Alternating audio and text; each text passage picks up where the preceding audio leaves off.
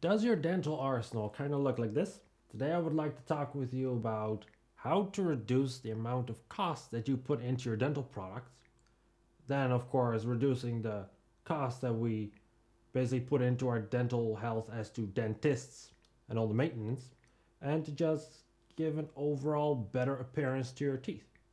Now, before I'm going to get in on all the details, I would very much like to encourage you to look at the last video about distilled water because, well, I can give you all the best advice I could possibly give you, but if you still have gunk in your blood, well, you're not really going to fix those yellow teeth of yours. Okay, so let us take a very quick look at all these dental products. Now, a lifetime of indoctrination through television, internet, and mostly advertisement has led most people to believe, even me, that these corporate dental products are the top of the line, your first line of defense for anything that the world can throw at your teeth. But is that really the case? Is that really so? Okay, now what I'm about to show you is just based on my research. Now, obviously, you might not agree with this, but so your own research will go a little bit more smoother. Let's get in on these products. Okay. So, the first product, example one, Oral-B Pro Expert toothpaste. There's a lot of fucking fluoride in there, man. Okay, we go on to the next toothpaste, example number two. Slightly better, but still not very much to my satisfaction. Okay, now we go on to some mouthwash. Example number three, Listerine, and then we're gonna go look at the blue one. Yeah, okay, very interesting. Okay, example number four, Elmex Sensitive. This is even worse than the last one. Oh my god. Okay, then let's go look at some of the other products that most people use aside from toothpaste and mouthwash.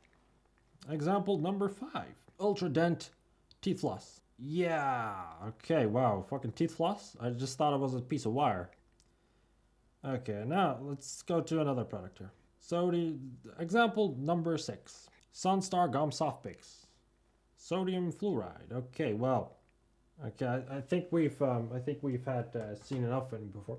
I think we have seen enough of all these products right now. I think we can both conclude that these products, seeing as the fact that ever since 2016, fluoride has been classified as a neurotoxin, I think we can both conclude by having seen these products that these products are not very up to date with health standards. But they're still selling these products in the store, so that doesn't really make sense to me. But okay, not to worry, I will provide you the solution. I want to be reasonable. There are some products that are actually decent, and I will share them with you right now. So, number one. And number two. So, having said this, again, I would like to emphasize, please do your own research and make up your own mind about this. Okay, so now to get on to the fun part, the alternatives, which by coincidence happen to be natural occurring products. Wow, what a coincidence. Wow. Okay, so my personal go-to product, the first go-to product is for me sodium bicarbonate. Now, to give you a little background, sodium bicarbonate, known in Europe as natrium bicarbonate, is derived from the word natrium, which is from Latin, and well, they basically got it from the Egyptians, which call it nitri, or natrun, wahadial natrun, and even it goes way back to Babylon. So this what I'm telling you is basically nothing new, but it's, well, in my opinion, suppressed. Okay, so where does this stuff come from? Well, it's actually very simple. This stuff comes from inside the earth because they are basically salts. Now, basically, there are two ways that sodium bicarbonate can occur on the earth. Now, the first way is through geothermal pressure building up underneath the earth. Water from inside the earth gets pushed up. In most cases, it turns into an actual hot spring which is very pleasant for people that are going on holiday or tourism, because these hot springs, well, they're great. When a hot spring like this turns into a lake and eventually stops adding water and it basically dries up, basically the valley is turned into basically one entire big salt lake. And basically this stuff, natron, can be basically dissected through basically chemistry to be able to extract the sodium bicarbonate from basically these salts. Now, another way that sodium bicarbonate can occur is, well, exactly again through pressure from volcanoes, geothermal pressure from underneath the earth. But instead, if there's no water, basically you have a volcano, mostly caves start to form, and they are big enough for people to walk in through. You have like an amazing, you have an amazing tourist attraction for people.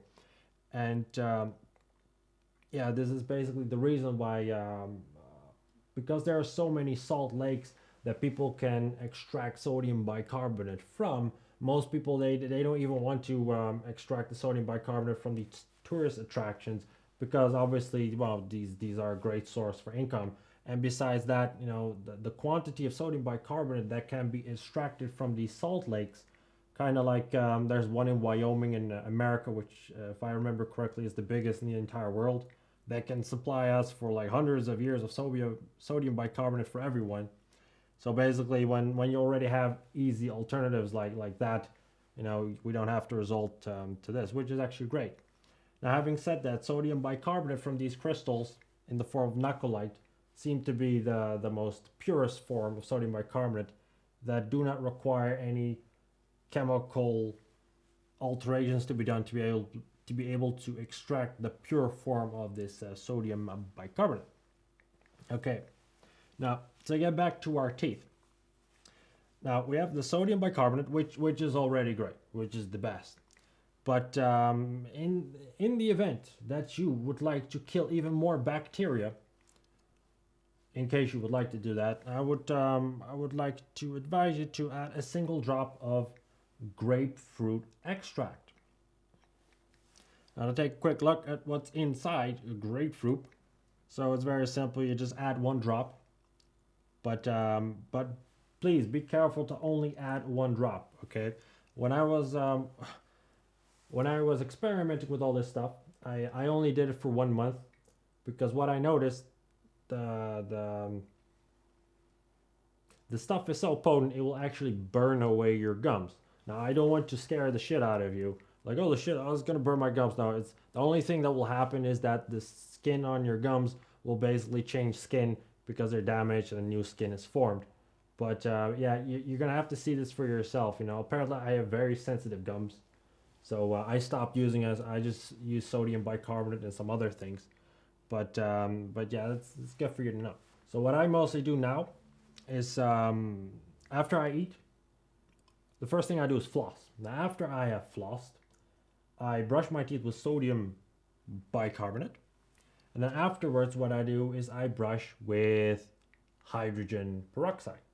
Very important for you to know, try to use only food grade, because there are many forms of hydrogen peroxide.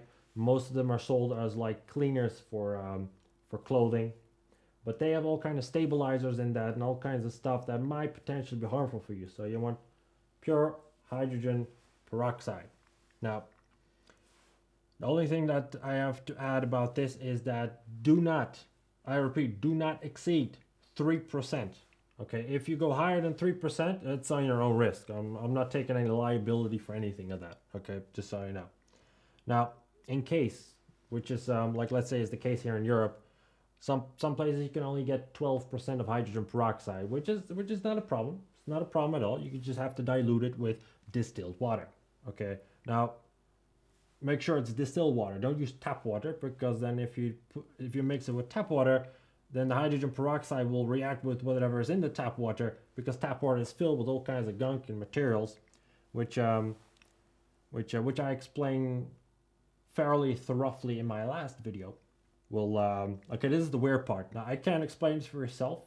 Might be because I'm crazy, but every time I use hydrogen peroxide, right after I'm done, my teeth kind of look a tiny little bit more radiant.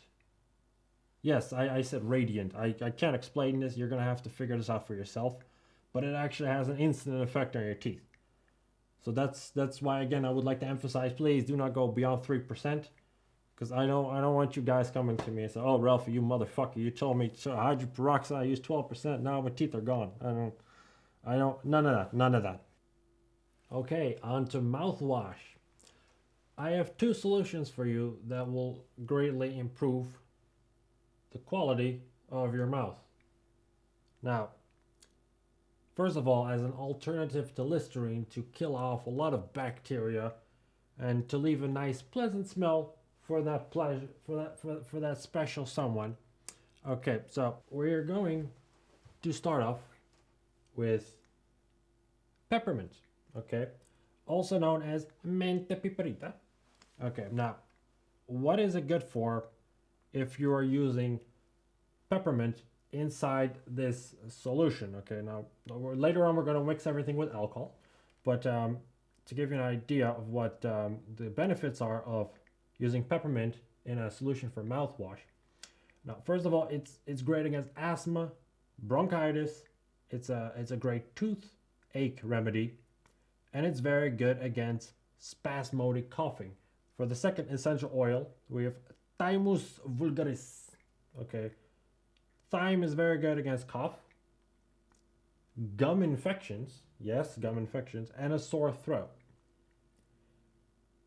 And then, last but certainly not least, we have clove. Now, clove is a little bit less interesting, but having said that, it is great against asthma, bronchitis, gum infection, and is a great toothache remedy. Of all these components, you put 7 drops of each. At least I do 7 drops, because if I go higher, it burns a little bit too much for me. So we put 7 drops of each in there. And then we basically fill it up with vodka. Very simple. You could also choose for rum, but I prefer vodka, first of all, because it's cheaper. It's less intense, because rum will just... I'll be honest, I've never tried rum, but in my opinion, it would be pretty fucking intense. And wow, it's like, well, the last reason is actually because I like the bottle, because I can easily take off the label and I can basically use it for something else. So recycle. It's not a bad thing. It'll make your life very pleasant in the long run. Then to mix it properly, you percuss, and percuss means to strike. What I've been taught is like between 20 and 40. So for safety's sake, I just use 40. So basically strike 1, 2, 3, 4, 5, 6, 7, 8, 9, 10, 1, 2, 3, 4, 5, 6, 7, 8, 9, 10, 6, 7, 8, 9, 10, 1, 2, 3, 4, 5, 6, 7, 8, 9, 10. And then, wow, then it starts to bubble a little bit, doesn't really matter. But then it's nicely mixed into everything. And then you chip, you take just a little bit, it'll burn everything away, and it'll leave a great smell. Okay, so to quickly come back on these essential oils, I want to explain a little bit to you what exactly essential oil is. So basically, take a plant, random plant, and basically the top part, the flower that looks the most prettiest, the thing that women mostly pick. They say don't pick a flower because it'll fuck up the flower. No, pick them all. That's what they're there for. So that we can actually take all these little flowers, put them together into a little glass bowl thingy, and then we put water on top of it, preferably distilled water, and then you heat it, and then you distill out all the oils, the actual components of basically these plants.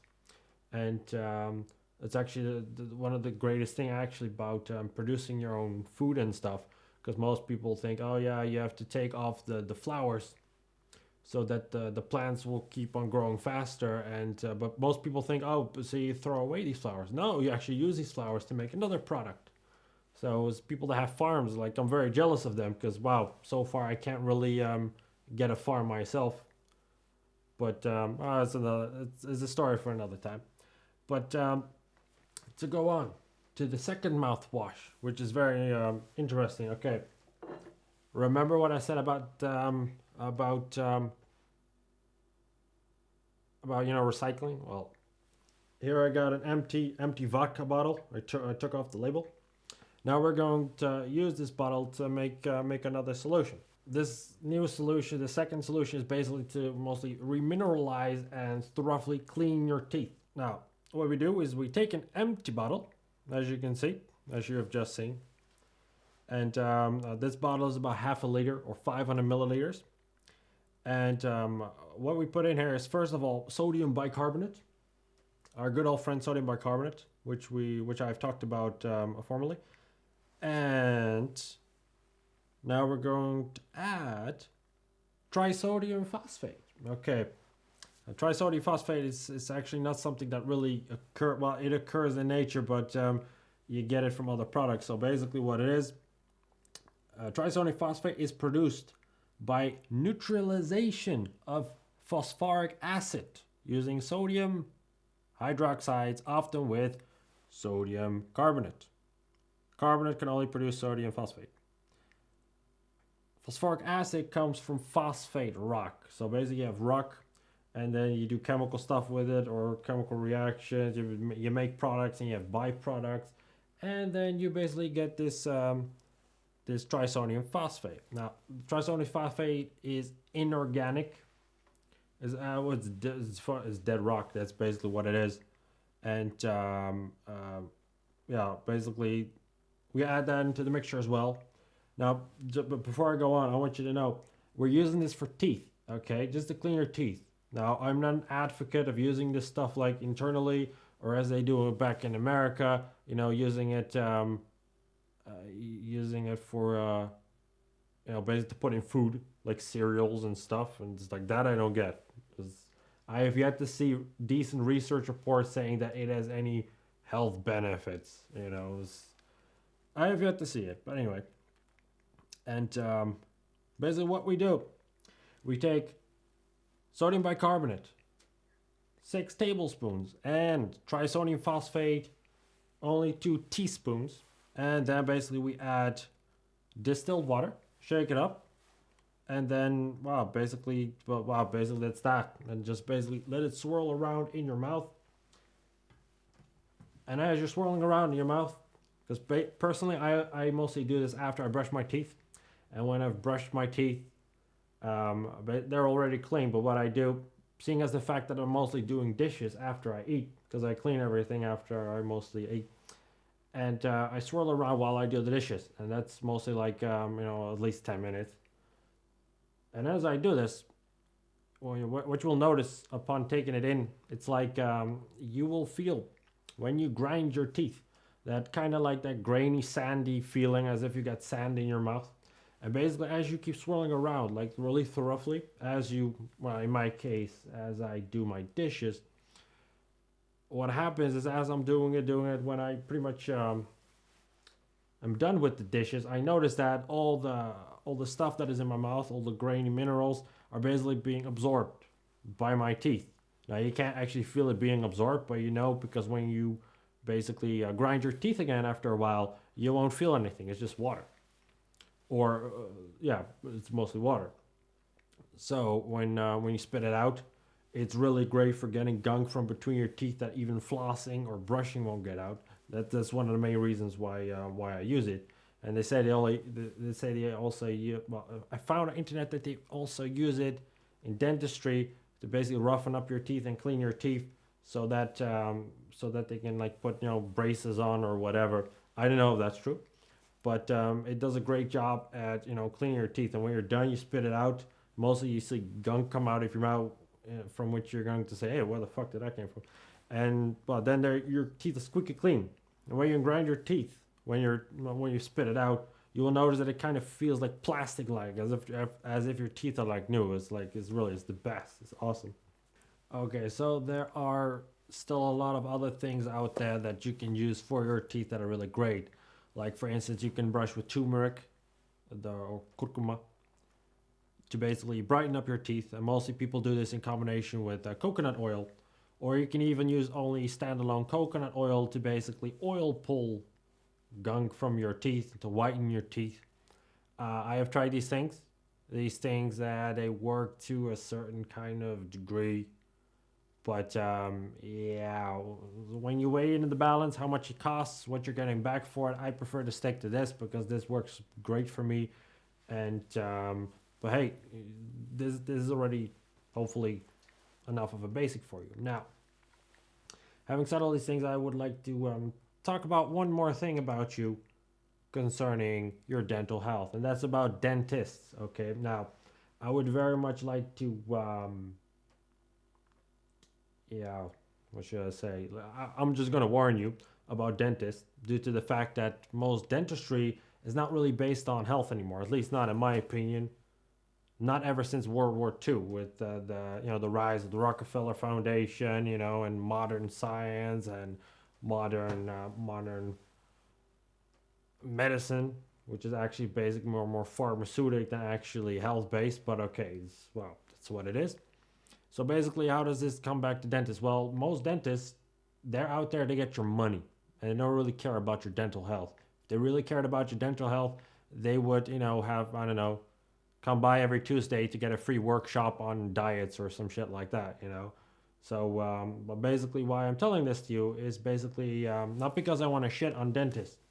What I would very much like to do is advise you of the following two articles from 1993 and 2003, and basically is it's basically revolving around fluoride, and basically the dangers of fluoride, because most dentists that go to school to actually get taught about dentistry, they don't really get any science about good nutrition and basically how does the body work. They're only there for the teeth. They get drilled about teeth. They get science about teeth and nothing else, and that's the only thing they have to do, which is very sad because they don't really seem to think out of the box.